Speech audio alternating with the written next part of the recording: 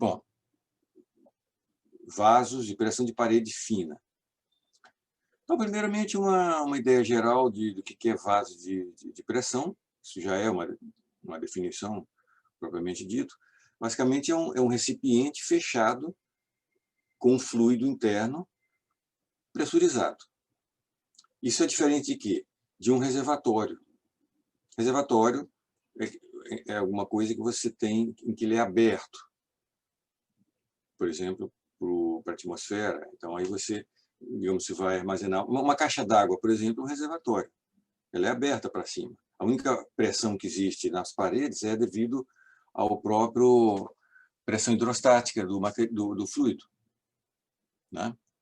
Agora, é diferente você ter uma tubulação industrial, ter, por exemplo, um tanque de transporte por caminhão de gás pressurizado, ou mesmo em plantas industriais, você tem os vasos de pressão. Então, são componentes que são mantidos pressurizados. Oxigênio líquido, ou, muitas vezes em baixa temperatura, etc. O caso mais simples, por exemplo, o botijão de gás. Ele é liquefeito, né? No entanto, ele está pressurizado dentro do bujão. Certo? Um extintor de incêndio, isso é uma coisa bastante comum, é um outro vaso de pressão. E não pense que isso aqui é de baixa responsabilidade, né? Até porque eles existem dentro dos ambientes, até mesmo domésticos. Então, eles não podem, eles têm que ser projetados, calculados, testados, inspecionados, como vocês veem, com legislação de troca, de inspeção e tudo mais, né? Uma simples panela de pressão da cozinha, quando ela está fechada ali, ela é um vaso de pressão, onde você tem aquele peso ali, que é uma válvula que mantém uniforme a pressão, né? E você tem coisas gigantescas em vasos de contenção em usinas nucleares, você tem todo tipo de coisa. Então, isso aqui, na realidade, a menos que eu esteja muito enganado, as primeiras normas em engenharia mecânica surgiram na área de vasos de pressão, ainda pouco depois da metade do século XIX. Os vasos eram construídos, colocados em operação, e volta e meia, algum deles explodia, matava tantas pessoas em volta. A primeira norma da ASME, American Society of Mechanical Engineers, tinha lá umas 3 páginas. Hoje, se você fosse imprimir, você teria uma parede inteira de volumes encadernados, né? Vamos fazer um panorama aqui. Você tem, basicamente, o estado de tensões se torna bastante mais complexo, mais triaxial, ou mais simples, estado plano, principalmente dependendo se você tem um tubo ou um vaso chamado de parede fina ou de parede espessa. O que caracteriza uma coisa ou outra? Basicamente, a relação entre o raio médio da parede com a espessura, a própria espessura da parede, tá? Então, raios, quando você tem raio maior, que é, digamos assim, cerca de 10, 15, 20 vezes maior que a espessura da parede, ou o contrário, né?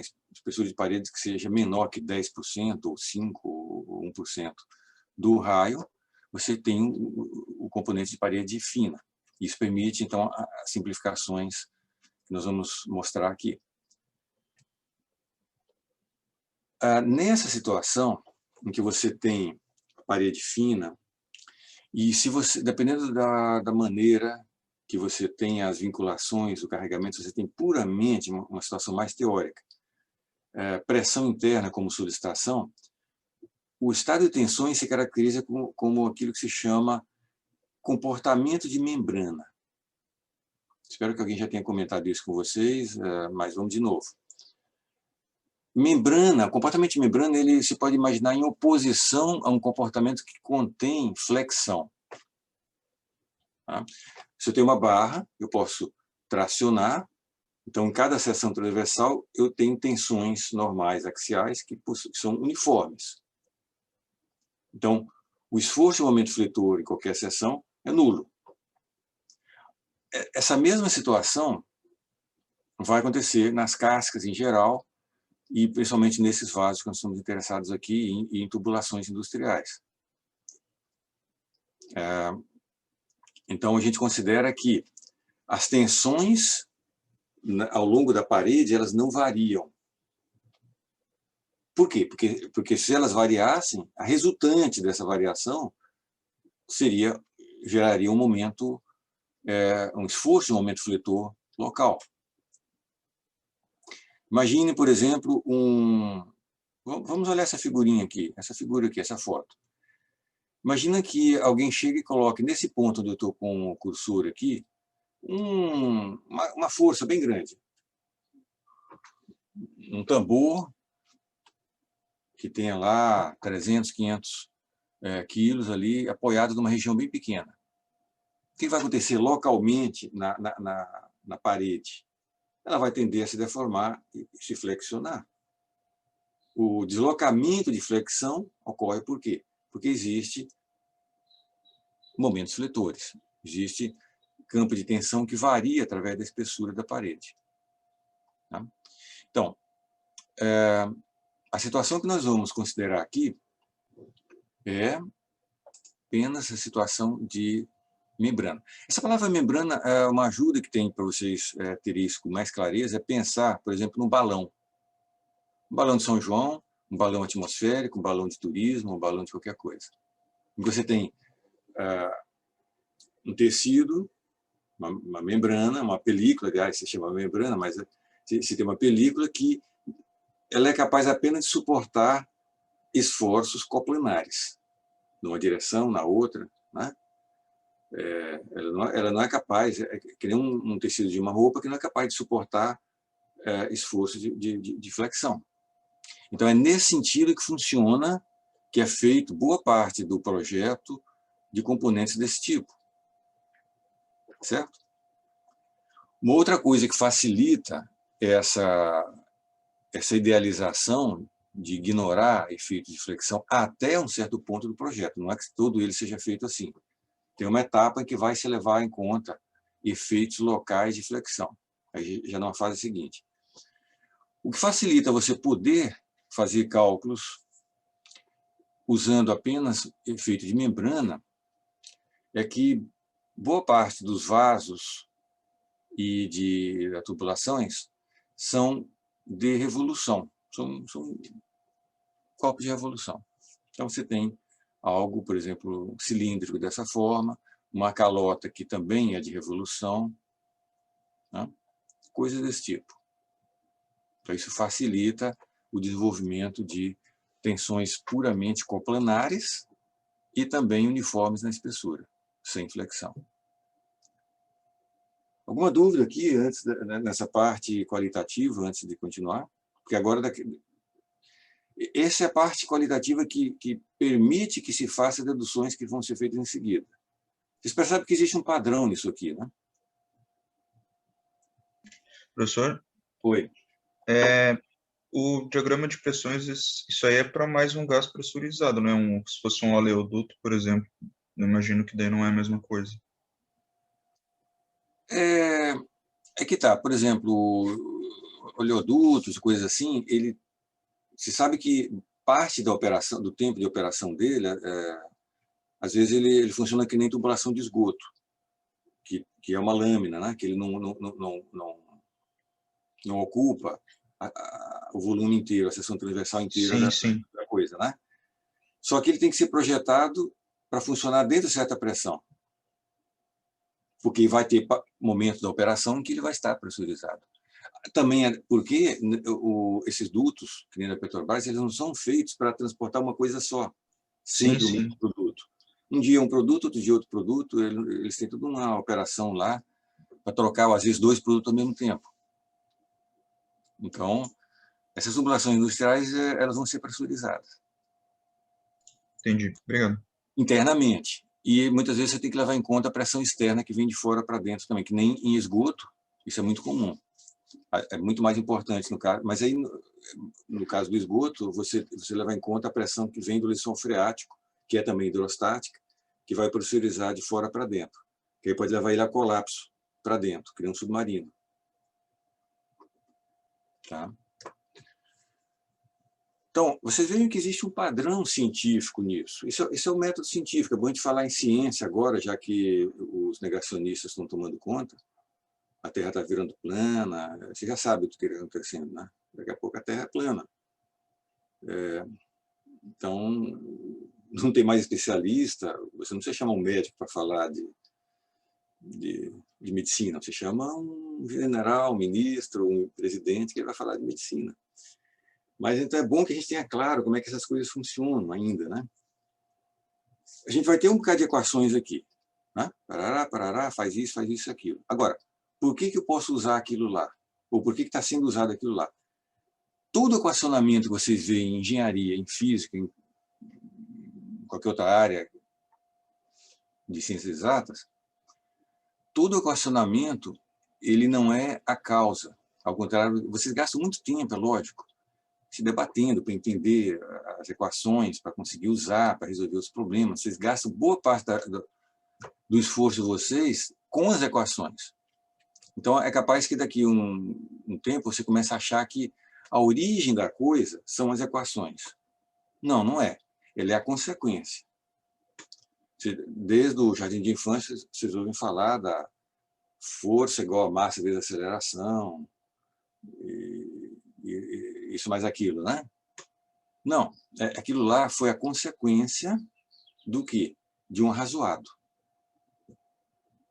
De hipóteses, de ensaios, de teste, de várias coisas. Aí depois que a pessoa entendeu tudo que ele imagina que entendeu, ele escreve tudo aquilo que ele entendeu e depois ele sintetiza num outro idioma. Em vez de escrever aquilo lá que ele entendeu em palavras, ele escreve na forma de símbolos. F igual, M, aquilo lá, mas quem vai dar aquilo lá só pode existir por causa do que veio antes. É a mesma coisa aqui. Isso que vem em seguida é amarrado e só faz sentido dentro desse monte de coisas que eu comentei aqui por alto, assim. Deve estar, espero que seja melhor bem escrito, com mais detalhes no texto. Então ele fica amarrado. Ele é consequência daquilo, né? Existem provas matemáticas do porquê que isso aqui e isso favorecem um estado de membrana, favorecem um estado plano, favorece isso ou aquilo, né? Uma vez feito isso, o equacionamento se torna simples. Bom, depois que você faz o equacionamento, aí é lógico, ele passa a ter vida própria. Porque aí entra a matemática que ele vai ter que obedecer às relações matemáticas automaticamente. Mas ele tem que nascer de um processo de filosofia e de observação e de testes e verificações. Então tá, com tudo isso, nós podemos pegar essa idealização aqui. Nós pegamos um cilindro, ainda vamos considerar que seja algo completamente fechado. Vamos fazer 2 cortes.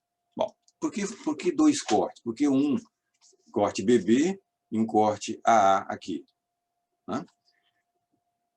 Porque também as hipóteses permitem que a gente já comecem as deduções já com meio que uma certeza ou uma hipótese de que das 6 componentes de tensão, só 2 serão não nulas e serão apenas uma componente de tensão por um elemento diferencial na direção axial, que dá para ver, eu acho que aqui, se você pegar um pedaço do cilindro, você vai ter uma componente de tensão na direção axial e outra componente na direção tangencial do cilindro. Só essas 2 diferentes zero. E todas as outras 5 não nulas. E também, se você tem um cilindro, que nem isso aqui, você vai considerar que esse estado é uniforme ao longo do cilindro e uniforme ao longo da circunferência. Por que uniforme? Porque, veja, se você tivesse uma variação dessas tensões ao longo da direção, por exemplo, circunferencial, o que isso geraria? Flexão circunferencial. Se eu tenho mais força numa posição do que na outra, ao longo do círculo, eu geraria uma deformação ondulada, né? Nessa circunferência. E a lógica da simetria, da axissimetria da geometria e do carregamento permite que você considere de que essas tensões serão uniformes na circunferência e também na direção axial. Né? Também por axissimetria do problema, se considera que, por exemplo, as tensões cisalhantes, por exemplo, essa coplanar aqui, no plano tangente, sejam nulas, por axissimetria. A tensão normal à parede considerada nula, embora aqui nós vamos ter algumas observações sobre isso. Tá? Então, vamos voltar aqui para o equacionamento, que é, de fato, bastante enxuto. Nós usamos o método das seções. O corte longitudinal AA. Então, se você faz o corte A e toma um dos lados, você passa a ter uma casca, um meio cilindro com esse formato aqui. Se você olhar de lado, aqui está o corte AA, né? Colocamos alguns eixos aqui, por exemplo, eixo Z e eixo Y, com a origem no centro da seção.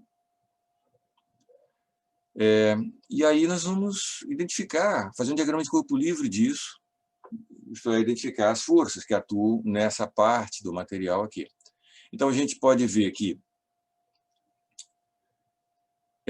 na parede, ao longo de um certo comprimento arbitrário L e ao longo da espessura da parede, você tem as tensões tangenciais, σT, que vamos considerar uniformemente distribuídas na espessura, naquela ideia de que não há flexão. Tá certo, isso aí nós não sabemos ainda quanto vale, mas está aí. O que mais? Existe a pressão do fluido. Aí tem duas maneiras de você levar em conta a pressão do fluido. Porque o que nós queremos? Nós queremos uma relação entre a tensão tangencial, o carregamento, que é a pressão, e as dimensões. Só são duas dimensões, né? A espessura da parede e o raio médio do cilindro. Tá? Então, eu vou fazer aqui de uma maneira que não é o que vocês encontram normalmente nos livros. Eu chamo disso aqui do método mais preguiçoso. Para quem lembra de mecânica dos fluidos, isso muda de jargão, né? Não sei se vocês perceberam que a coisa é a mesma, só que o jargão é diferente. Em mecânica dos fluidos, termodinâmica, é usual se falar em superfície de controle, volume de controle. Lembram disso? Aqui nós falamos em diagrama de corpo livre e falamos de método das seções, e falamos de corte. Eu pego e faço um corte aqui. Ou aqui, ou acolá, em qualquer lugar. Isolo um dos lados, faço um diagrama de corpo livre indicando todas as forças. Isso é a mesma coisa da superfície de controle, do volume de controle. E aí eu vou escrever as equações, que lá se chama equação de balanço, não sei por que eles chamam isso, mas do ponto de vista mecânico contínuo, tanto em fluidos quanto em sólidos, é a mesma coisa, são equações de conservação ou equações de equilíbrio. Né? Então aqui eu vou escrever, eu vou querer usar equilíbrio de força na direção Z, que vai me relacionar essas tensões com essa pressão. Só que, se eu quiser fazer o equilíbrio só da calota, da casca, eu teria que pegar essa pressão e aplicar na direção normal à parede da casca. Né? Aí eu teria que levar em conta os cossinos para ver a componente daquele elemento diferencial de força na direção axial, Z. Acho isso muito trabalhoso, eu preferi fazer diferente. Nesse corte aqui, quando eu for pegar o tal volume de controle, né, na verdade, o meu corte, eu vou trazer não só o pedaço da parede do vaso, mas também eu vou trazer o fluido que está ali. Então, o fluido passa a fazer parte do meu sistema, do meu subsistema aqui. Então eu preciso, só me interessa o contorno dessa região toda, que é o contorno externo aqui da parede, onde não tem força aplicada, esse contorninho aqui na parede, e essa parte do contorno que é da superfície do fluido.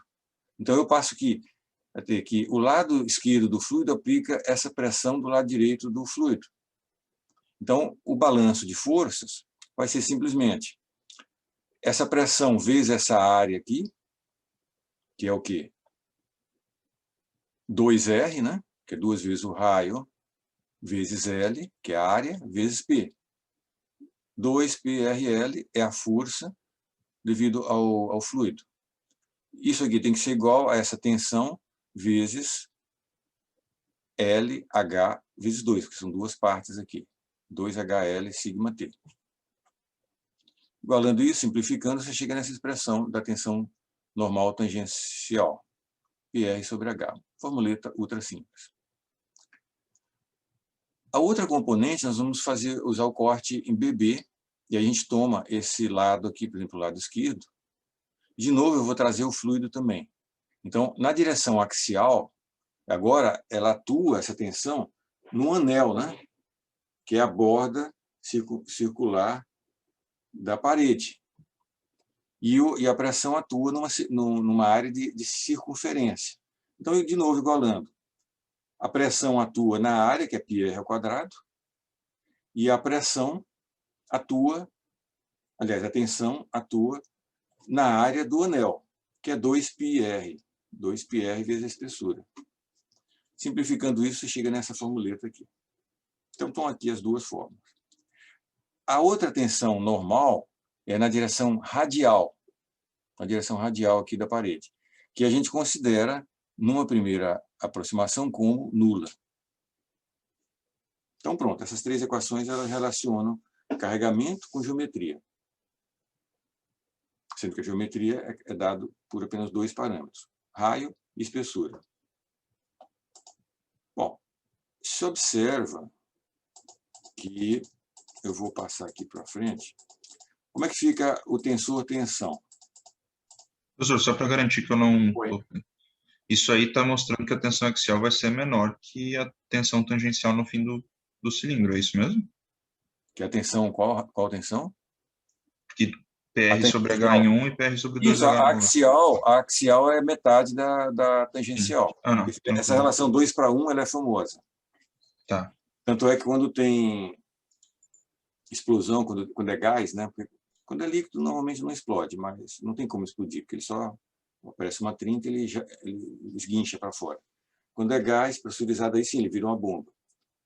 E aí ele abre, então ele abre assim, cadê? Ele abre nesse sentido pontilhado aqui. Tá? Ou um pouco inclinado, alguma coisa assim, depende também do material, né?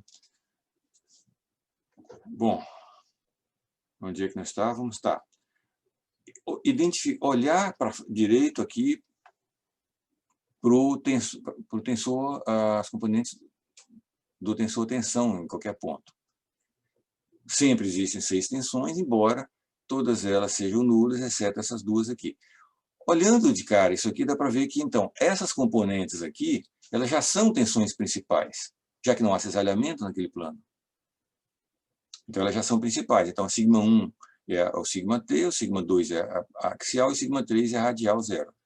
Visualizando isso no plano de Mohr, a gente tem essa figura aí.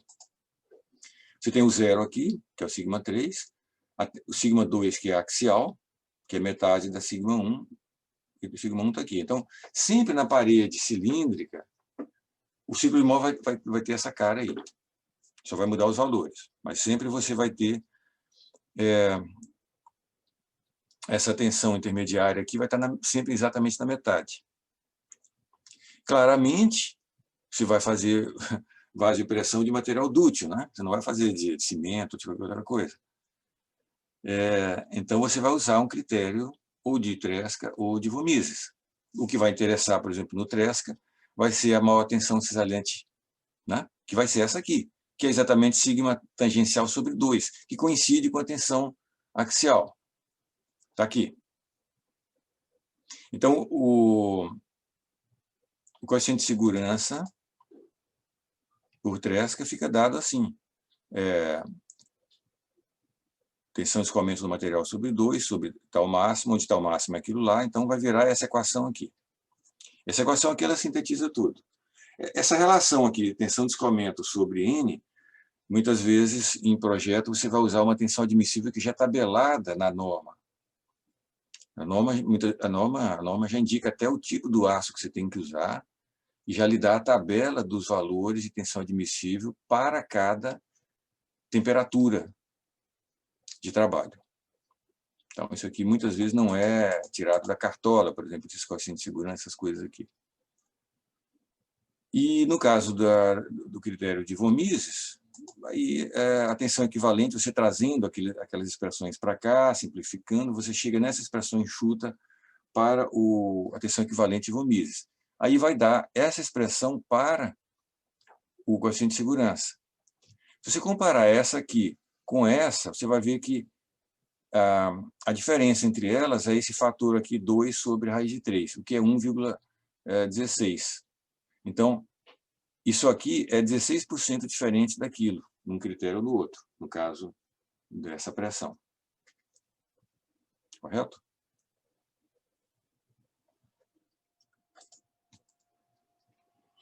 Então, essas expressões aqui, elas são boas. Por exemplo, uma expressão dessa, ela sintetiza todos os parâmetros que você precisa normalmente. Se você conhece a geometria inteira, o material, você pode estimar o nível de segurança para uma dada pressão, ou se você tem especificado o material, nível de segurança, ou, né, a tensão admissível, e você tem a pressão, você consegue fazer dimensionamento. Bom, dimensionamento já é algo que envolve 2 parâmetros a serem obtidos, com uma única equação. Normalmente, o que você vai buscar é a espessura. Por quê? Porque o raio tem a ver com o volume do vaso. Então, o dimensionamento geralmente se concentra na espessura da parede. O raio, que também é uma dimensão, geralmente ele já vem definido. Porque se é, por exemplo, um vaso para ser transportado num caminhão, então está colocado lá a largura do caminhão, a altura, o comprimento, etc. Se ele é para ficar em qualquer outra situação, geralmente o comprimento e o raio estão definidos por outros motivos, né? Então, a espessura que vai definir a segurança. Vamos fazer alguns comentários sobre o vaso de pressão esférico. Ele tem certas vantagens. Basicamente, devido à axissimetria que ele tem em relação a qualquer plano que passa pelo centro, então, a princípio, o estado de tensões é o mesmo em qualquer ponto e também em qualquer direção tangencial. Então, qualquer que seja o corte que você faça, você tem um σt, e esse σt pode estar em qualquer direção. Por exemplo, pegando um elemento diferencial aqui, você tem σt para um lado e σt para o outro também. Σt assim e assim. Se você usa o método das seções, da mesma forma que antes, você faz equilíbrio nessa direção normal ao corte, você vai chegar numa expressão que é essa, para essa tensão tangencial. E você verifica que é a mesma expressão da tensão axial do tubo cilíndrico. O que é uma coisa boa, né?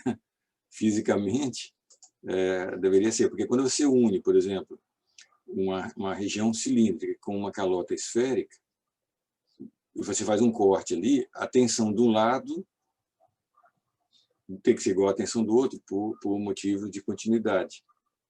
Então, essa tensão aqui no cilindro é essa, aqui ela chama axial, PL sobre 2A, e aqui se chama tangencial em relação à esfera, mas também tem o mesmo valor. Né? Agora, vamos falar um pouco das limitações que essas fórmulas apresentam, devido às hipóteses. Bom, essas fórmulas, elas são, digamos assim, como se você tivesse um cilindro, por exemplo, infinito. Mas não há cilindro infinito, né? Em algum momento ele tem que fazer uma curva, ele tem que ter nem que seja uma máquina. Aqui tem que ter algo que tampa. Senão você não conseguiria manter pressão dentro, né? Se ele fosse aberto. Então, tem que ter extremidades, algo nas extremidades. Então, aí que começa a haver coisas sobre as hipóteses. Se a gente pegar e tentar visualizar as deformações separadas, se a parte cilíndrica tivesse isolada, se a parte da calota tivesse isolada. Por falar em calota, a gente falou aqui em calota hemisférica, mas raramente elas são construídas assim.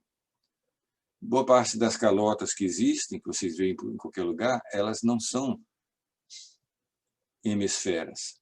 Elas são achatadas, em formato de elipse ou toroide, de revolução. Tá? Isso aí para economizar espaço, etc. Mas voltando aqui, para simplificar a visualização, se você tiver essa parte aqui isolada e pressuriza, o que vai acontecer?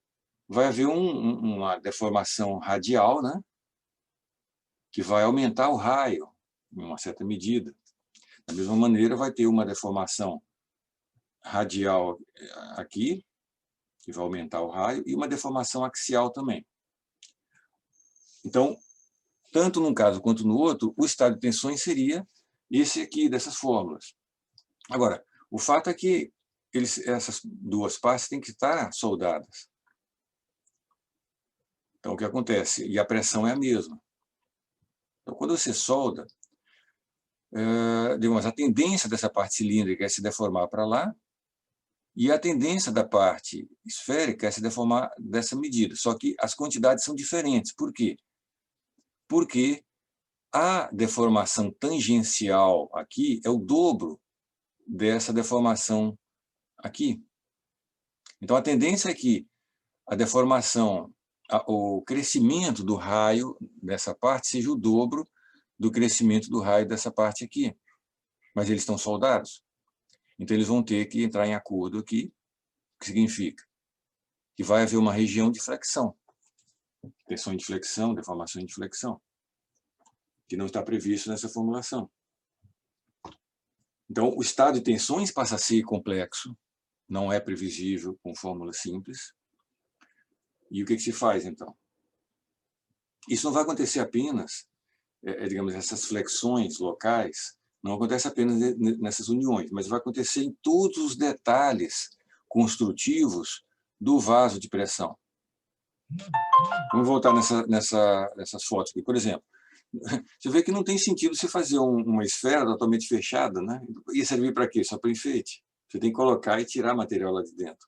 Então, você vai ter que ter um flange, você vai ter que ter bocais, conexões. Então, você fugiu daquela geometria perfeita, esférica ou cilíndrica. Então, essa região, nas imediações, o estado de tensões foge desses aqui. Aí você tem pontos de aplicação de força concentrada. Essas coisas que estão aqui na borda são as pernas de sustentação da estrutura. Então, isso aqui aplica forças localizadas aqui na casca. E, então, as tensões aqui serão altamente triaxiais, bastante diferentes do que tem nessas hipóteses aqui. Então, os apoios, bocais, flanges, etc., isso geram cargas locais, geram modificações de geometria, que fazem com que você tenha estados diferenciados de tensão. Tá? Como é que é tratado disso no dia a dia do projeto de tubulações de vasos de pressão industriais? Você tem as fases de projeto. A primeira fase é exatamente usar essas fórmulas que nós estamos colocando aqui. É encontrar a espessura da parede que satisfaça a esses requisitos aqui. Como se ela fosse membrana, como se o cilindro fosse infinito, como se não tivesse carga concentrada, tudo perfeito. Depois que passa por essa fase, aí que você vai tratar as regiões modificadas, as concentrações de tensão. Aí, isso como que é feito? Bom, a primeira coisa que você tem que lembrar é o famoso princípio de Saint-Venant, aquela coisa das perturbações. Então, uma perturbação como essa, o efeito nas tensões se restringe a uma zona muito pequena em torno daquela região de geometria ou de carregamento concentrado. Então, normalmente, a largura da zona perturbada é, digamos, 2 ou 3 vezes a espessura da parede. Então, quando chegar a partir daqui para cá, já você tem a situação praticamente padrão. Então, aquela espessura que você calculou, usando as formuletas, estará bem. E aí, o que é feito? O que é as normas? Por que a norma tem tanta coisa? Justamente para tratar do que você tem que fazer nessa junção, se você tem que colocar reforço, se você tem que aumentar isso ou aquilo. Se você tem um flange ali, vamos colocar aquela outra foto ali, por exemplo, esse flange aqui em cima. Aí você vai colocar um colarinho aqui em volta, que são mais chapas soldadas, para aumentar a espessura naquela região. Aqui você pode ver que foi feito um furo, mas você vê que tem uma região que tem uma borda mais grossa, né? Também pelo mesmo motivo. Então, cada coisinha dessa tem que ser calculada. Entendido? Então, aí, digamos, você tem o cálculo em si hoje se tornou bastante mais, digamos, mais fácil, você pode fazer por elementos finitos. Só que aí você tem que aplicar os critérios de norma. Você tem que extrair valores em certas posições adequadas, valores de tensão, para aplicar esses critérios aqui. Ou esses, ou, claro, que a coisa não fica restrita a início de escoamento, né? Você pode ter fadiga, você pode ter temperatura, ciclo térmico, pode ter impacto, pode ter vários efeitos. Cada um deles é assunto de uma parte de norma. Então, você tem a ASME, tem a ISO, e tem um tantinho de coisa na BNT, e tem um bom volume de coisas de recomendações, por exemplo, da Petrobras e de outras grandes empresas, né? Tem suas recomendações. Isso aqui é um exemplozinho, isso aqui é muito banal. Tá, esse aqui eu não vou nem fazer. Tá, vamos para esse outro aqui. Esse aqui é um exemplo traiçoeiro que eu gosto de colocar para os alunos. É o seguinte, você tem encontrar a espessura da parede de 2 vasos de aço, em que a tensão admissível é tanto, o raio é tanto, um cilindro é para suportar 200 atmosferas e o outro 2.000 atmosferas. Então, usa das formuletas, usa aquelas fórmulas que estão lá em cima, a espessura sempre vai ser dada por isso aqui, se usar o critério de Tresca. E aí a gente converte as pressões de atmosfera para megapascal, está aqui, e você usa a formuleta. Então, ok, muito fácil. Para a pressão de 20 megapascal, a espessura vai ser 5,7 milímetros. Para a espessura de 200 megapascal, até porque tudo é proporcional aqui com a pressão, vai ser 57 milímetros. Aí só tem um problema, que agora precisa, além da calculadora, tem que ter um engenheiro do lado. Usar a fórmula não é nada difícil, né? A mais B sobre 2. A questão é saber isso aqui. O que tem de errado nisso aqui?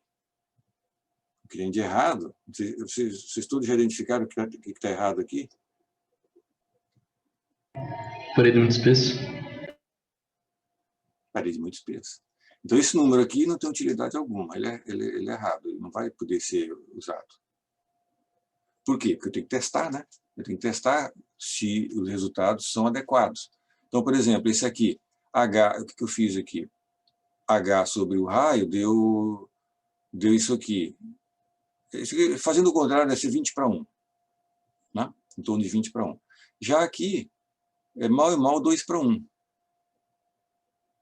Muito espesso esse negócio. Então, é inviável. Não só inviável, mas esse número é errado. Você tem que começar o cálculo de novo. Se a sua pressão for 200 megapascal, você vai ter que começar o cálculo de novo usando equações adequadas de cilindro pressurizado de parede espessa. Isso tem lá no outro capítulo à frente do material. Tá?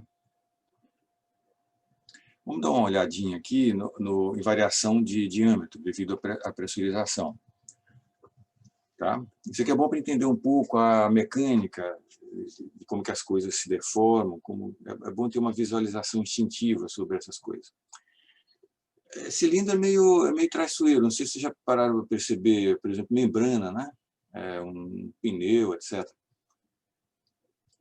O carregamento é perpendicular à parede, mas as tensões são tangenciais. Né? Então, se a gente pega a lei de Hooke, modificada já para o estado do plano de tensões. Então, você tem essas duas componentes de tensão normal, tangencial e axial. Sigma T, Poisson, sigma, etc. Se nós queremos estimar, por exemplo, a variação do raio devido a essa pressão, você observa que a variação do raio exige, geometricamente, que haja um acréscimo no perímetro. Né? Você tinha antes esse perímetro aqui, você passa a ter um perímetro que é maior. Aumentar perímetro significa o quê? Que você passa a ter uma deformação tangencial aqui. Se você pegar esse elemento diferencial aqui, ele vai ter que crescer e ficar desse tamanho aqui. Quer dizer, a diferença que vai dar vai ser a deformação εt vezes o ds. ds é esse comprimento inicial aqui.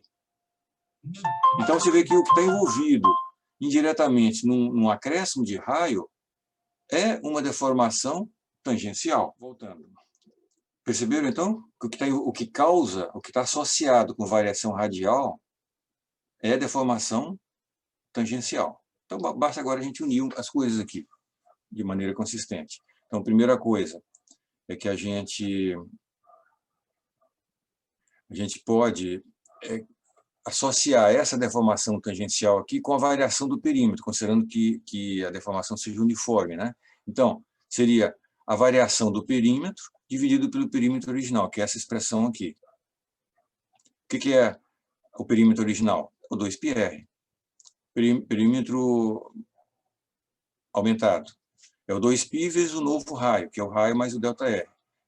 O novo raio é o novo perímetro menos o perímetro original. Bom, simplificando isso aqui, termina ficando ΔR sobre R. Então, aqui vem uma expressão direta para a variação do raio, em termos da deformação tangencial, que, por sua vez, é obtida das tensões. Certo? Isso aí é bom para fazer certos cálculos. Por exemplo, quando você tem efeito de... Você precisa saber o efeito de dilatação envolvendo pressão, envolvendo temperatura, coisas assim. Bom, eu acho que nós podemos suspender por aqui hoje.